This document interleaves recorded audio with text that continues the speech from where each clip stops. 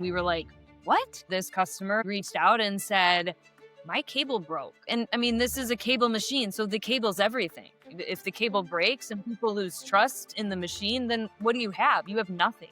Is this the end of the company? Like, is this it for us? We were standing at our booth and we see this extremely tall figure kind of out in the distance, and our PR representative, she's like, Nazar, Shaquille O'Neal, you got to get him over here. So Shaq and his trainer walk over and use the product, and then he ended up being a partner with MAXPRO.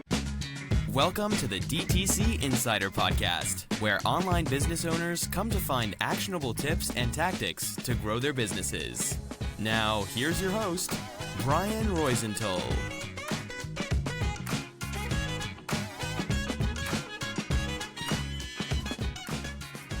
Hey, welcome to another episode of the DTC Insider Podcast. I'm Brian Roisentul, your host, and today I'm super excited to welcome Sabrina Wescott, the head of marketing and customer service at MAXPRO.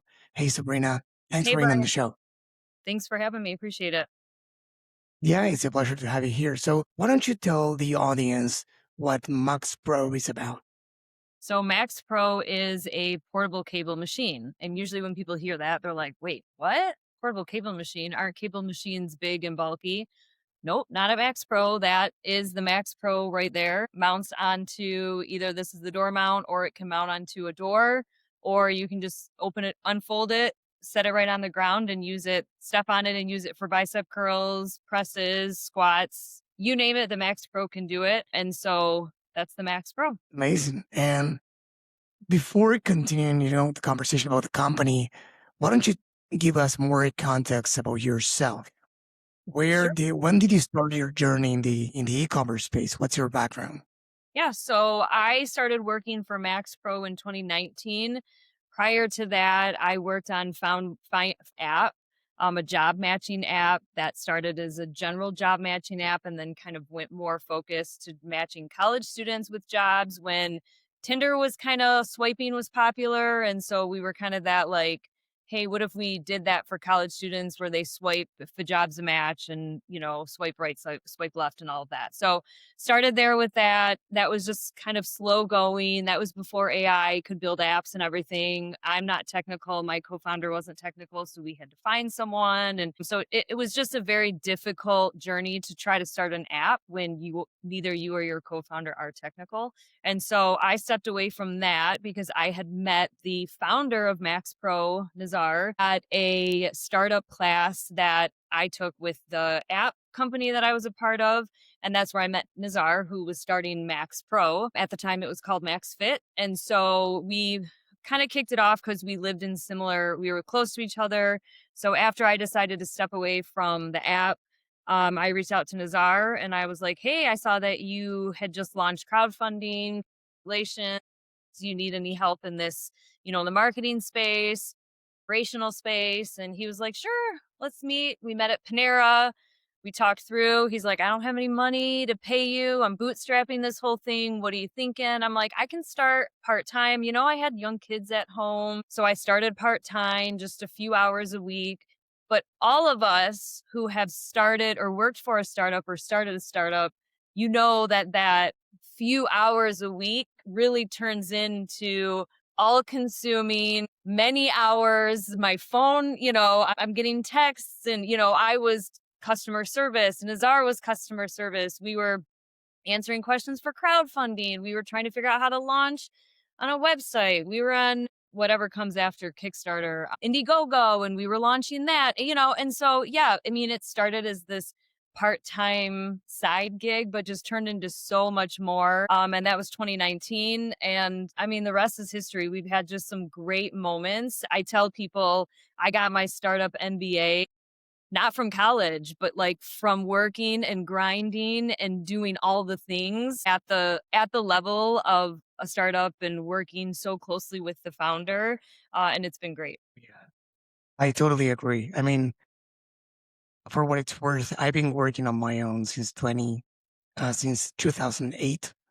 Okay. So it's been a while. I come from a background of computer science. The first company I had was a software factory, and we had a startup So I kind of relate. It was super fun. We had like 30 people in it for a Wow, few yeah. years. Okay. But timing wasn't great because we had like a loyalty platform with, big data. Big data was the term before AI and all the stuff that analyzed it, purchase patterns at the Groupon and all those companies where, the thing of the moment back then, I would say 2011, 2012. So everyone wanted to give an aggressive discount and they didn't care about existing customers.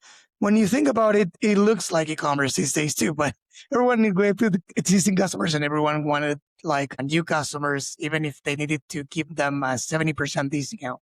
So yeah, that was the good old days. Good Yeah, times. it's, yeah, yeah. So you launched this, like MaxPro launched right before the pandemic. So what do you think what was the biggest change that you can think of right now from that moment in 2019 until let's say and 2025, let's say? The biggest change? Yeah.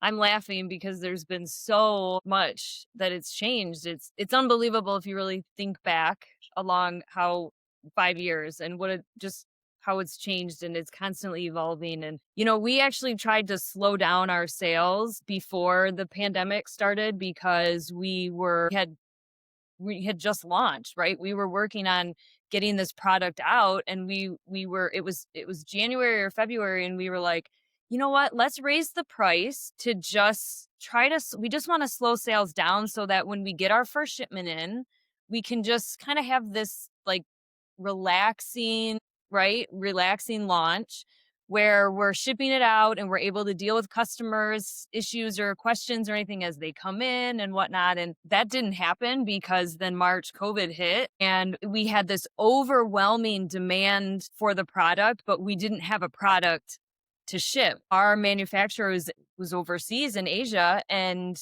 they got hit first, right? With the pandemic. And so we couldn't even do the normal, like we go visit and make sure that test the product. Everything was over video and, you know, we're trying to launch this product that way. And we have customers who are like, how quickly can you get it to me? And we're like, we're doing our best, And so I think from that standpoint, it's when we look back on our like year over year change in our statistics and our data and everything, we say that we can't even compare it to 2020 because there's just no comparison in the metrics and the numbers and the way that the customers reacted to advertising and right because it was just such low hanging fruit because everyone was looking for a fitness machine because they couldn't work out. And so it was that whole like Peloton movement where everyone who never thought, people who thought they'd never buy a Peloton or own a Peloton or work out from home were working out from home. So, I mean, I Right. was one of those people. I was a gym person. I went to the gym. I thought I will never work out from home. That's just not my style. And then COVID hit and I got a Max Pro and I have not gone back to the gym. And so I think that's what's changed is a lot of that mindset of you have two different types of people, the people who just they work out from home. That's their thing. They're okay with it. And then you've got the people who just bought the machine because they were in lockdown during COVID when we launched. And then, but they'll never be workout from home people. So, I mean, that's just one of the things that's changed, but just so much other things. I mean, I can go on if you want me to or whatnot about all the other things that have changed. Yeah, no. I mean, it's very interesting what you said, and it looks like, of course, nobody knew what was coming with COVID, but it looks like it's almost like Max Pro knew that COVID was coming because COVID was an ideal scenario, of course, talking about business, for Max Pro because it was like what, like, it was like fishing in a pond, right? Because everyone was at home and we had no option.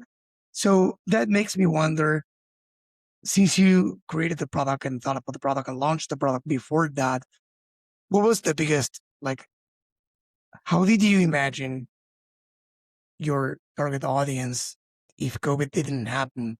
Because did you identify that many people worked out at home? Yeah, so MAXPRO was originally the idea was more focused for travelers. Nazar, the Right. founder, he traveled that, when his career, he traveled the world and he had young kids at home. And so when he was home, he was busy with kids and going to soccer games and doing all the things with the family. And then when it came to work, he would have to leave and he would have to travel. And he did not enjoy going to hotel gyms because they were dingy and they just had this kind of overall depressing feel to them. Most of them, not all of them, obviously. Body weight exercises just weren't his thing. And so, I mean, it's 25 years ago, and he'll tell the story that he literally mocked it up on a napkin and just put it on the shelf for 20 years, and then decided, hey, you know what, I'm going to bring this idea back. um, that's what he did, and so it originally started, and our focus was travelers, people who traveled for business. So it was business, men and women, and people who already worked out at home or were looking to get into working out at home, and kind of that's where it started. But it's just been so interesting for us to just kind of sit back and let the customers teach us, in the sense of, okay, wow, like you you use it for Pilates. That's crazy. Like we weren't into Pilates, and so we didn't realize that you could use the Max Pro for Pilates until one of our customers showed us videos of her using it for Pilates, and we were like, wow, this is crazy. And so we found a trainer who could program some Pilates classes for us, and we programmed Pilates and we put them in our app, and now we have Pilates. And so what's originally started as this strength machine for travelers has evolved into so much more, and so much that our customers have taught us. Another one is truck drivers. Like we knew it was portable, but we have this whole like semi market of truck drivers who it fits in the bed of their truck. They can stand up in the back of their truck, like the trailer, not the truck part, but in there still, like with the heat and everything, and work out and use the machine.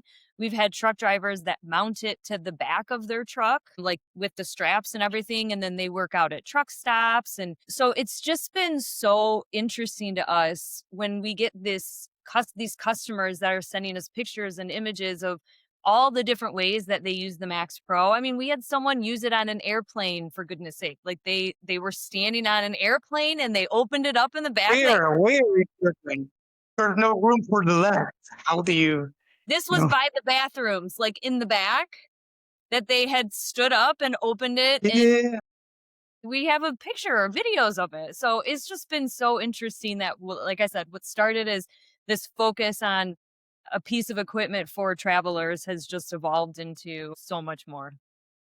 I wanted to highlight something about what you said for the audience, because to emphasize something that might help some of them and give them some ideas. This was only possible because you listened to your customers, and that's no small thing. That's something underrated. It's something that companies typically don't do, even the smaller ones. They think of customer service as if it was only for troubleshooting, you know, things that go wrong. And listening to your customers can give you a lot and will give you a lot. I mean, every company I know, I interview, that I work with, that they are in touch with their customers, they have all benefited from their feedback for their marketing, for product releases, for everything, for use case scenarios. That's this one. So, how do you get that information from your customers? How do you stay in touch with them? Yeah, so I have to give credit where credit is due. And when I started working with Max Pro, Nazar, it was just Nazar, and he was obsessed with the customers and great customer service and being in there and answering questions and super involved with the customers. And I hadn't had that experience. I was just kind of more on the other side. I had waitressed when I was in college and did some customer service, but not anything to the level that he was like so into it. And so what I think helped for us and for all like new stage startups is that we handle the customer service for the first probably 9 months. And so it was between him and I, and we would answer emails, we would answer phone calls, we would read the emails, we would be in social media. And I remember I was like, Nazar, like it's too much for us to try to be in Facebook messengers and Instagram DM and this and all these places. And and this was before we had our CRM to be able to bring everything together because we couldn't afford it. And so every day we were in Facebook, we were in Instagram, we were in our email, we had to like separately go into everything. And I just remember it was exhausting. But looking back, it's so important to be that involved, especially at such an early stage, because there's so many things that we would have missed had we have not been the ones that were listening to our customers, talking to our customers. 5 years later, 6 years later, we still pride ourselves on that customer service, where other companies are going to, cutting customer service hours or, we're still like very, very focused on that's important for us. Our customers matter. They're the ones they are the business. Without them, we are nothing, right? And so it's just really humbling to be able to be on that side and to work so closely with the customers. It's come in super handy for me for marketing. I mean, it was just last night, a customer was really frustrated because we have an exit intent pop-up that made him think if you buy now, we'll give you an extra $200 off. Well, that wasn't the case. It was just a reminder of our holiday sale that's going on and that you get $200 off. And so that customer was really frustrated. That customer had spent thousands of dollars, bought multiple units.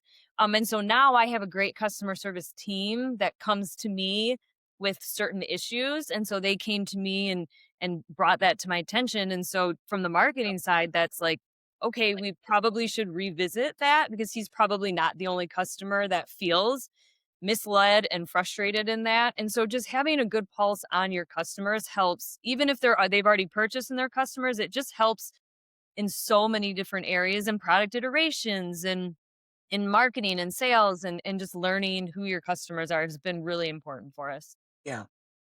And one thing I wanted to highlight about this is that I'm pro AI. I mean, how not be? It's not the future, the present. It's everywhere, and we should know how to use it.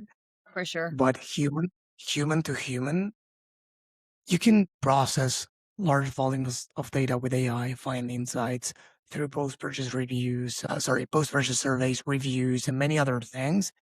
But the human touch, it's not going away. Like TV didn't kill radio and the online didn't kill the offline. AI won't kill humans. I mean, and we need to, I think that there's like a race to see who automates everything faster. Yeah. To to a degree, if that means being more efficient in certain processes, that's amazing. We do it too at the agency. Some clients do it too. Some brands I know do it too. That's Yeah. great. But there's a fine line on what should be, for now at least, automated and what is probably over automating things that you lose touch with some things that you shouldn't, because that's your leverage these days.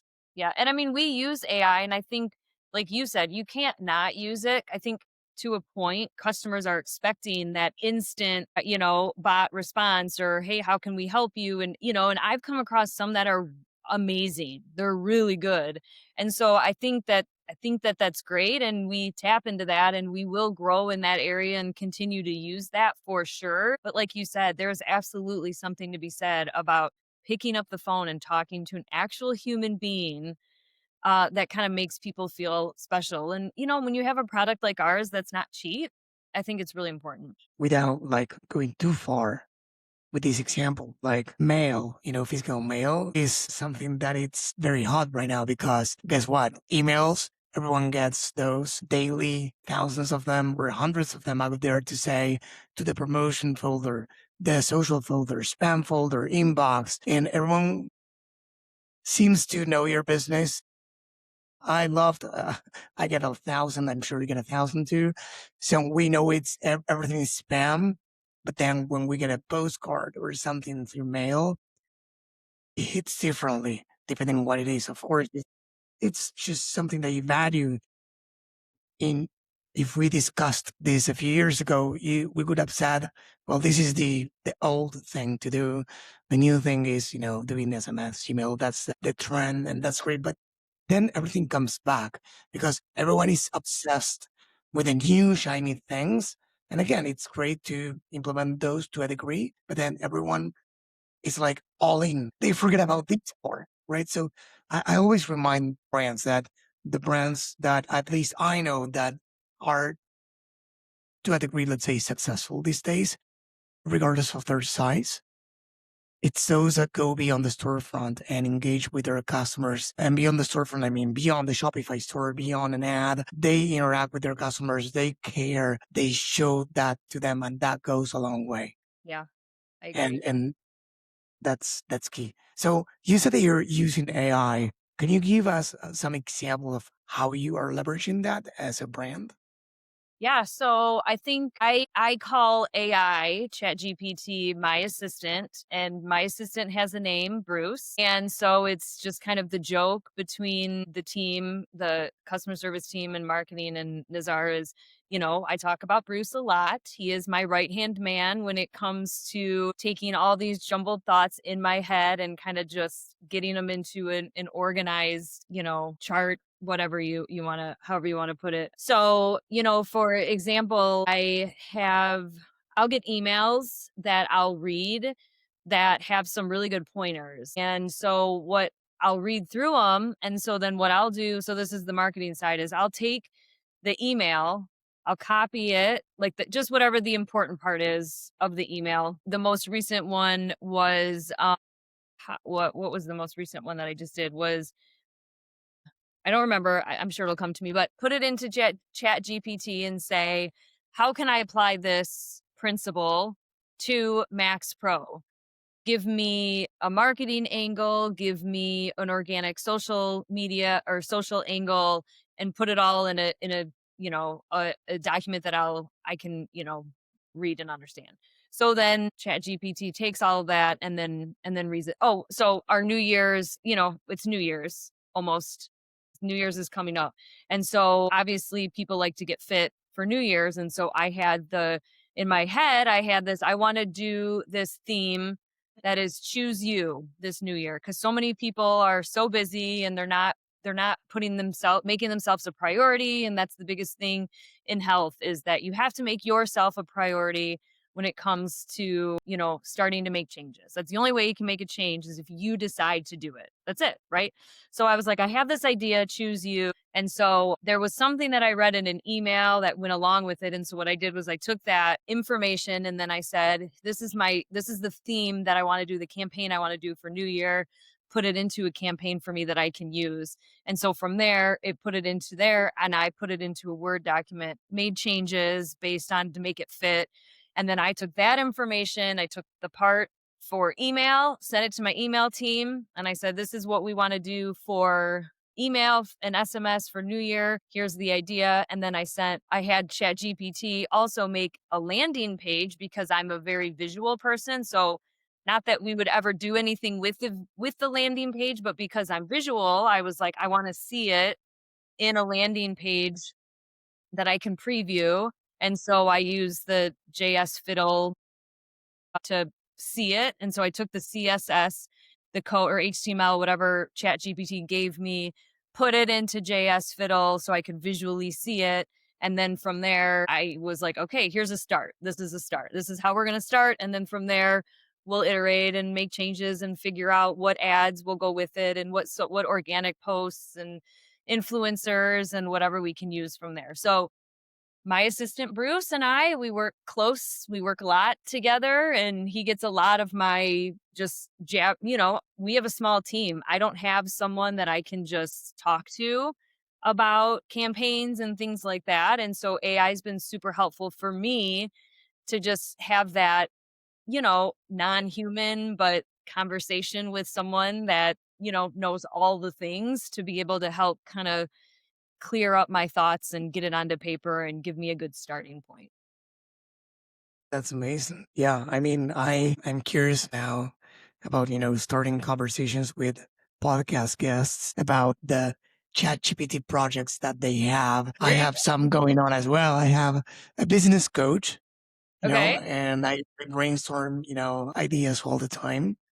Then I have, well, for the podcast, I have like a podcast producer that after we didn't do it because we know each other from previous conversations and collaborations, but we typically do a prep call with guests. My team do them and they throw the notes. The notes used to be manual. Now they are AI notes with the AI note takers. The AI agent, which is on Zapier, processes the doc and finds former, I don't know, previous podcast appearances, articles, use a brand, LinkedIn profile, all the stuff, and gives me thoughtful questions in line of what the podcast is about and the guest and the brand and blah, blah, blah. And of course, I then go through that and filter it out and edit it and do my research as well. But without, I think that's the thing for me is I get off the blank page way easier than before. And it's not the final result, but it's something that gives me a lot of information that otherwise would have taken me a lot of For sure. time, right? Yep. Um, and then I have some more, but I think that's all of course, all of those are internal. But do you have any AI, you know, customer facing, whether it's on a chat or an AI agent to ask questions or do something else? Yeah, so we use Gorgeous and they have an AI bot through our chat. If you go to our homepage that we use, but I've been very specific with our customer service team on when that should be in use and when not. So I tell them, I'm like, if you guys are working and I don't want the AI bot there. I want you to respond and answer the questions. And then we did this test. It actually was last year that we did it. And so we worked with a company. He was just kind of getting started. I think he worked mostly doing local businesses, doing some AI work for local businesses.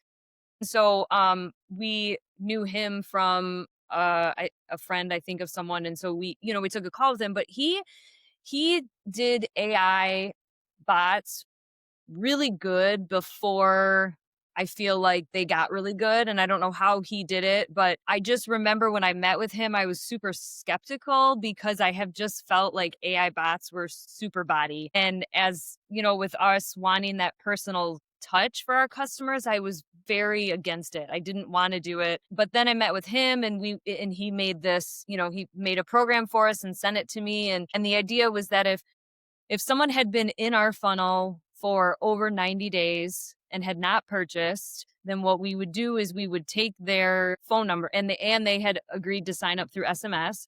We would take their phone numbers and we would send them this conversational AI that was, hey, are you still interested in fitness? And kind of do some get to know them questions and then try to ultimately get them to circle back to purchase. And so that was great in the sense of how well done the AI bot was, but we hardly had any conversions. I think we had maybe 2 from like a list of like hundreds that we had sent over to try to get started on it. And so it was a good test for us, but it wasn't something that we continued because it didn't work with our current SMS system. It was a standalone. And so it was a little kind of wonky and just a little cumbersome for us to be able to like have 2 systems. It just didn't work out. And so it was a great test, but not super successful. And I don't know if it was just because the audience was so dry and they would never purchase that it was just that was Right. the reason why. I don't think it was because the bot, because when I went in and read questions, it was done really well. And so I actually had like personally sent an email to a company. This was yesterday, and within second, and the question was something, it was like a, if you sign up for a subscription, you get this free item. And I had signed up for the subscription before I saw the email. And so I replied to their email and I said, hey, I had signed up for this subscription earlier, but I didn't see this email. Will you still give me this free item? And within seconds, I got an email back, and it was so well written and perfectly addressed my question that I was like, I knew it was AI. I knew wasn't a customer service agent because the email was too long and it was within like a minute or 2 minutes to get it back. And so I actually replied to them, which AI do you use? I'm in customer service and your response was really good. And I haven't heard back yet, but I just feel like that's the direction that AI is going. Is it's becoming so scary good that part of me is scared, but then the other part is just like, wow, like we can't not adapt and move forward with it. Like, you have to figure out a way to make it work. And that's kind of what we're working through right now for our customer service specifically. Otherwise, you're going to be left behind because now it's like you can see like it's public, all the memos that, the CEOs of big companies are writing to their employees about, AI not being optional anymore, but the baseline. Yeah. So that's, I think that I'm no CX expert, but given like I'm, let's say, just another user as well, I'm a consumer and I'm a marketer and I speak with many brands. And what I can tell you is that my gut tells me something around you, like in the same line you were saying that it was that I think we are in this turning point that I didn't like into a bot because the bots were like the calling these phone central, that dial one for this, dial two for this. It was the same on here in Argentina's WhatsApp. It could be SMS, whatever. And it was kind of, it wasn't something that was flowing very well. And it was slow. So it was like, I want to talk to a human, talk to a human. A chatbot, same thing, talk to a human. I don't want to waste my time.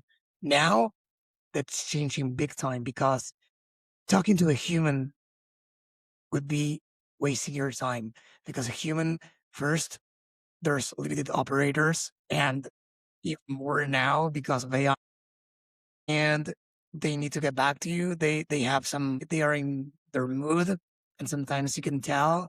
Sometimes they want to cooperate, sometimes they don't want to cooperate. Talk to a supervisor, they take 5-10 minutes to get back to you or 30 minutes, and you're doing things, and sometimes they hung up, and it's AI. If they have the answer, I mean, as you said, they get back to you in seconds, and that will be the expectation from now on. What I've heard not so long ago was, how is this going to shape the next generation? Whenever you ask something to Bruce, your assistant, let's say, that's up to you, but you don't need to say please and thank you. You get your answer right away.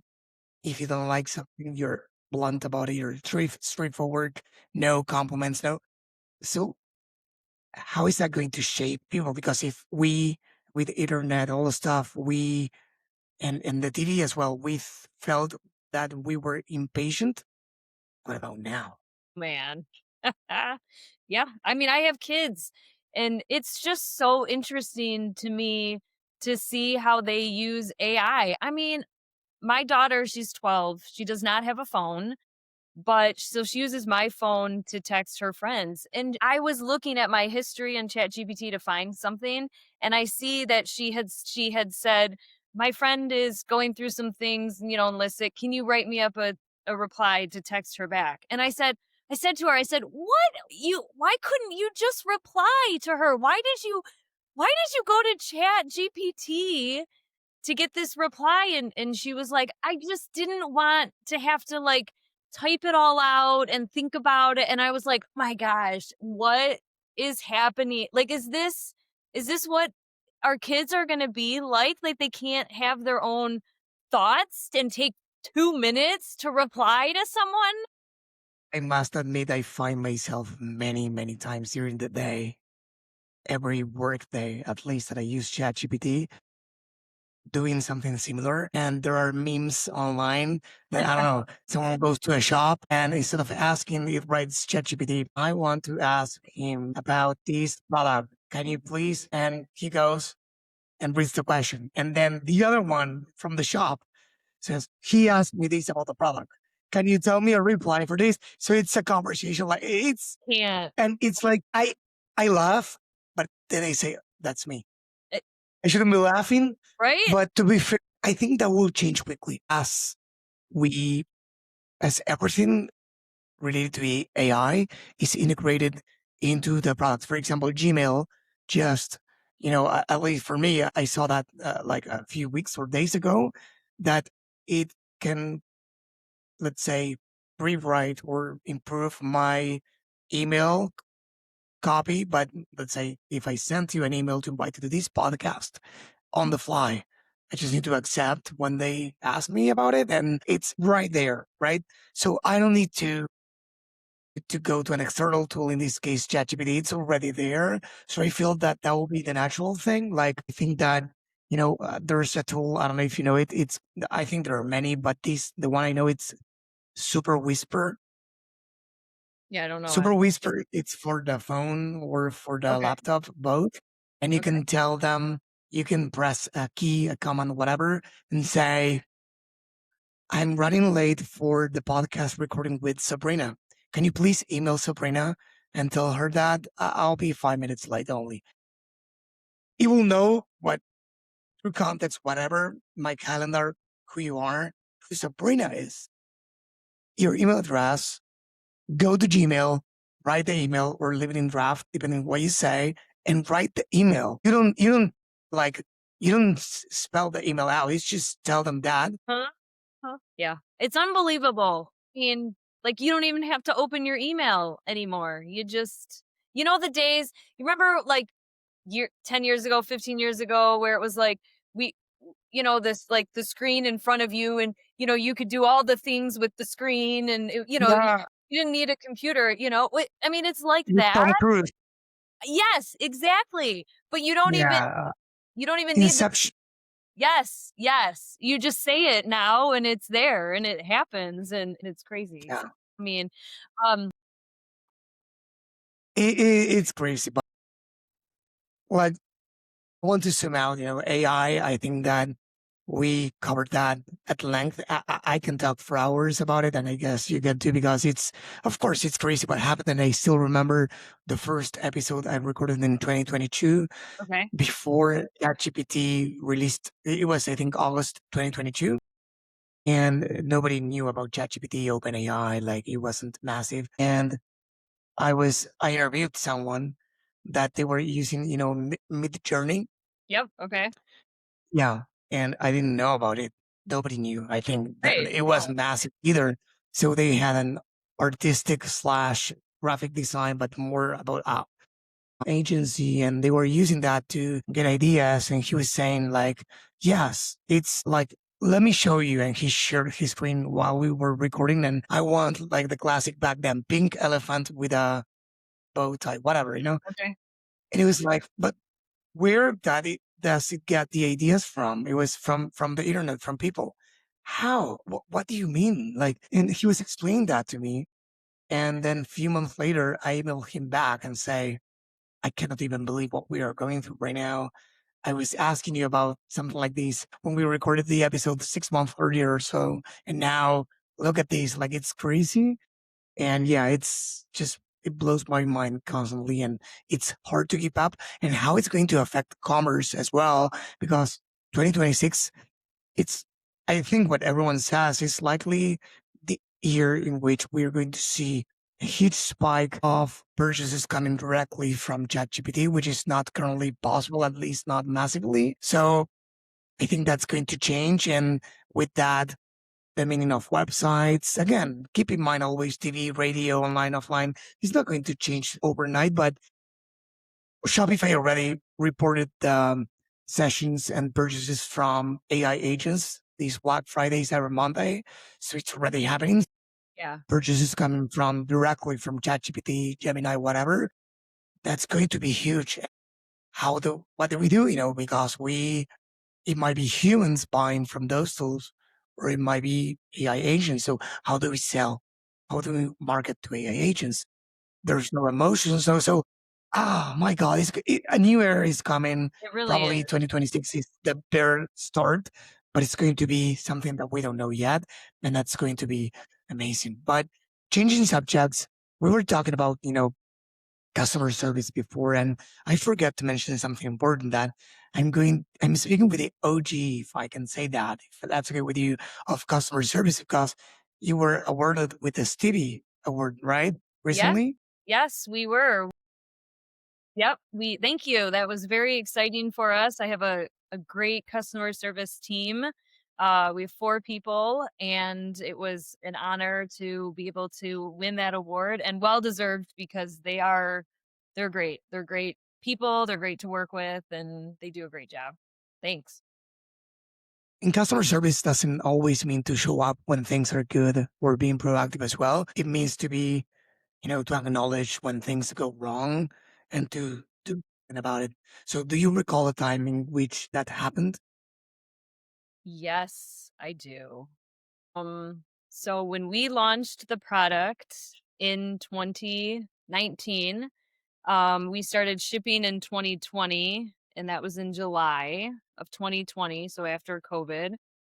We had shipped out units, and we're we were in very close contact with a select few customers to find out how is the product, how did they like it, how was it working for them. And we had one gentleman in particular who was a really heavy user, meaning really high resistance. The machine goes up to 300 pounds, so it's 5 pounds, and then if you turn the dial it goes up to 300 pounds. And so I mean that's a lot, that's heavy. And so we have cables that they're a super high resistance, what they're made from, Dyneema. And so we were super confident in all of our tests, super confident in the ability of the cable to withstand that pressure and that pull. And so we had a very unexpected experience where this customer, who luckily we were in close contact with him, he reached out and said, "My cable broke." And we were like, "What?" And he says, "My cable broke." And I mean, this is a cable machine, so the cable's everything. If the cable breaks and people lose trust in the machine, then what do you have? You have nothing. So that was a huge moment for us. And so that was 5 years ago, and I will not forget the phone call that Nazar and I had of like, is this the end of the company? Like, is this it for us? Or the cable broke. What are we going to do? How are we going to respond? We've shipped out hundreds of units to people. People are using these machines. What do? We can't not say anything. What are you going to do? How are you going to respond to it? We can't have everyone ship the product back. You can't, what do you do? And so we did some digging and to figure out how it happened. And we found out that our manufacturer was sent or purchased, I don't remember, the wrong cable. And so the first, I think it was 500 units, if I recall correctly, were shipped. So those units we couldn't do anything about. The ones that had already been shipped out to customers, we couldn't do anything about. We had a couple hundred sitting at our warehouse, and then we had some that were getting ready to ship out at our manufacturer. And so we were like, how do you tell your customer who spent, $700, $800 that their machine could break on them? It was just a really hard time. And so we had all hands on deck. We all met as a team, and we discussed what do we do? What makes sense? And ultimately we landed on being open and honest and transparent with our customer. That was the only way. Morally, we felt like that was the only way that we could move forward, is to tell the customers, like, look, this is what happened. We didn't anticipate it. We weren't cutting corners. It wasn't a cost thing. We weren't misleading or whatever. It was a mistake somewhere along the supply chain. And this is where we're at. And so we decided that what we would do was luckily, part of the MAXPRO, that part right there, is a wear unit. Naturally, you have to replace the cables after a year or 2 years anyway. And so we had already started producing that specific cable to be able to replace. And so what we ended up doing was we shipped every customer who had a unit in their possession, we shipped them a free cable replacement kit. And we were able to see that you can check the cable, and the cable was still very strong and very durable. But if you were a regular user at 300 pounds, those were more of the people who were affected by it. For your everyday person, it wasn't gonna break on them. This is your like high users, frequent users, heavy resistant. But we decided to send one to everyone as a courtesy. And we told everyone, like, if you want to send the unit to us, we'll change them for you and ship it back. It's up to you, but here's the kit. Here's how you do it. We made a video. This is how you do it.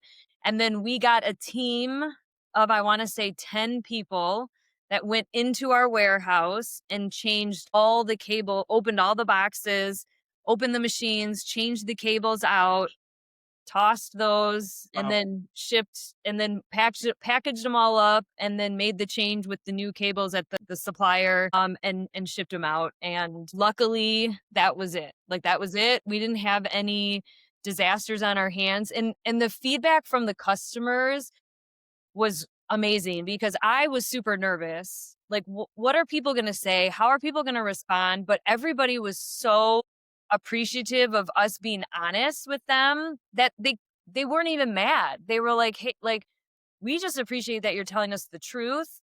And so that was a huge learning moment for me personally, but I think for our team as well, that we have applied many times over and over within the company. Like, if we have shipping delays, we're truthful about that. We recently launched on Kickstarter the MAXPRO Air, which is essentially like half of the MAXPRO.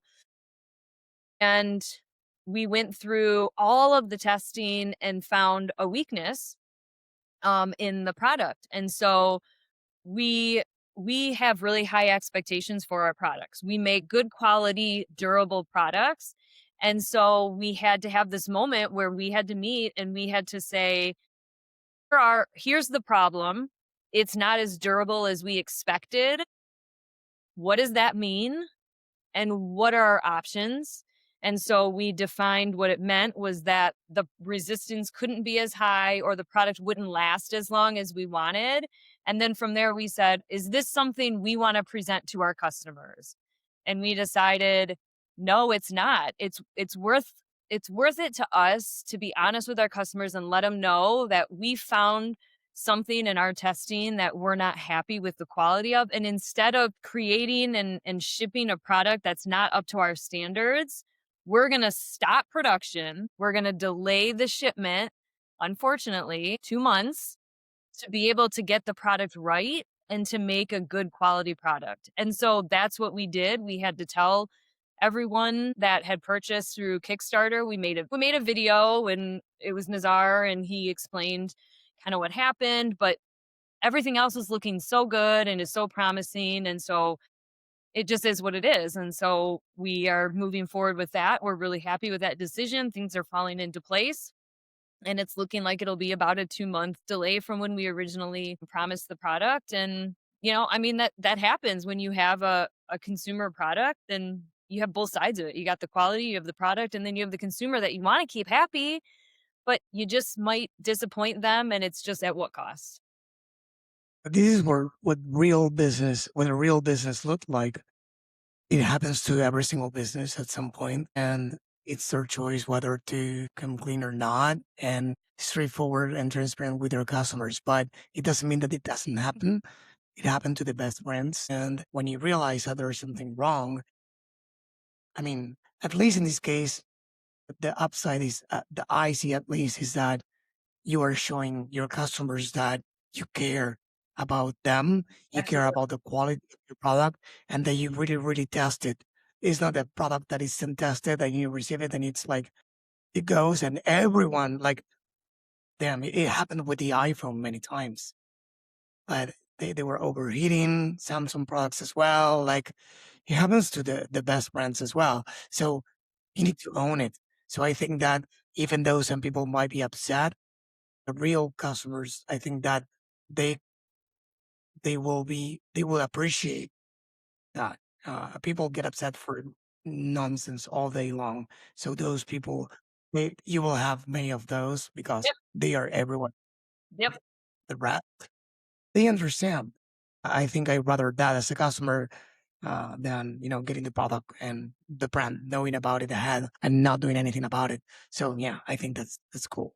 Okay, Sabrina, I can keep going forever, but I want to be respectful with your time. I think we covered a lot of topics and I had a lot of fun. I think it was a great conversation. That being said, before you go, I wanted to ask you, is there anything I didn't ask you that you would like to tell the audience?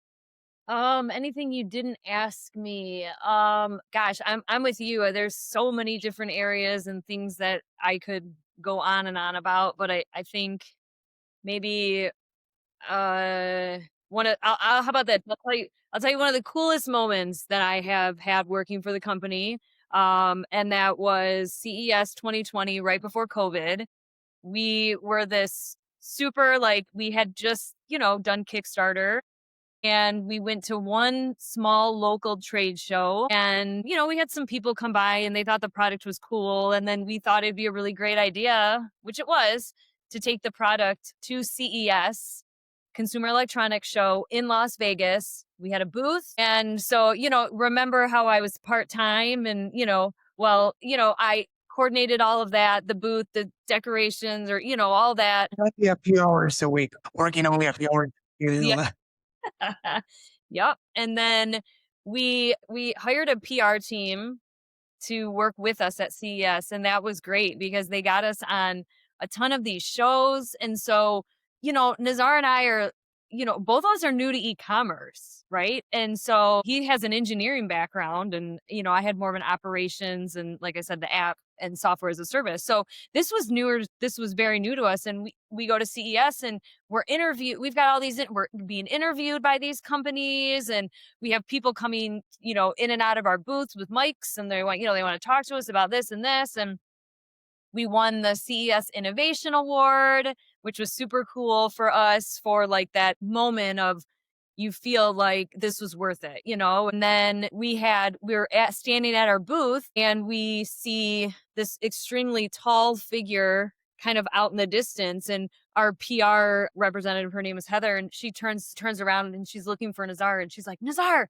Shaquille O'Neal, you got to get him over here. And so Shaq is walking around with his personal trainer, Shabazz. And, so so Nazar's trying to get his attention and Heather says, you got to yell at him. And so Nazar's holding the MAXPRO and he's like, hey, Shaq, this is a cable machine. Come here. And so Shaq and his trainer walk over and use the product. And I'm like, oh my gosh, this is Shaquille O'Neal. This is so cool. Not many people have met him and he was such a nice guy. And so him and Nazar and the trainer and Shaq are talking and he's like, hey, let's keep this conversation going. I got to go. And so they left and Nazar kept the conversations going with the trainer and then with Shaquille O'Neal and then ended up going to his house and I don't remember if it was Florida or I don't remember, but went to his house and met with him. And then, he ended up being a partner with MAXPRO. So it was a great moment. It was one of those, like, did that just happen? Did he just really come by? Yeah. Yeah. Wow. Yeah. What a validation that you got early on. Sure. Yeah. Yeah. That's amazing. Also, Sabrina, yeah, thank you for bringing that up. It was great. It was great having you here on the podcast. And yeah, have a great start of 2026. Thanks for having me, Brian. Appreciate it. This episode was brought to you by BSR Digital. We help DTC brands grow through paid ads and email marketing campaigns. If you'd like us to help your business grow, head on over to bsrdigital.com and schedule a call with us.